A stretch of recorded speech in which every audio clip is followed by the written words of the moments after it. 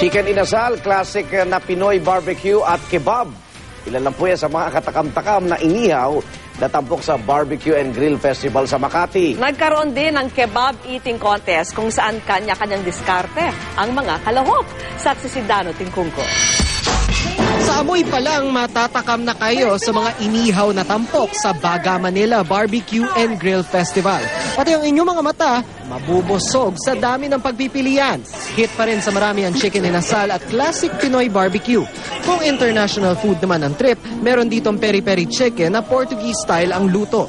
Japanese Pinoy barbecue na yakitori style ang karne, pero Pinoy naman ang sarsa. At ang chicken ng Hawaii na pinaghalong teriyaki, Filipino at Korean barbecue. They had a big griller, really. About 4 drums that's open up. And then there is 2 person on each side. So when it's time to turn, then they shout at huli huli, and then they start turning the grill. Everything grilled ang makikita rito. Kaya heto't meron ding shawarma at taco at shawarma na tinawag na mezcla. It's a total feast, di ba? Pag umuusok yan, lahat, the aroma and everything, fiesta yan para sa ating mga Pinoy, di ba?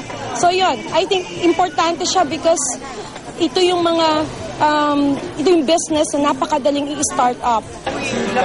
Ang ilan sa dumayong foodies na pasubo sa mga pa-contest. Tulad ng pabilisan sa pagkain ng kebab na 36 na pulgada ang haba. Kumusta ang panga? Grabe, medyo threatened kasi yung ibang contestant. Mukhang gutom. Grabe. Kami, medyo lang. Masyadong maliit yung kargada nila.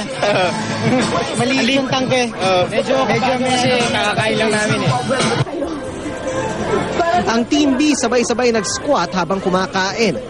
Kagit-gitan nila sa laban ng Team A na inuna muna ang gulay bago karne. Pero ang Team C, chill lang sa pagkain.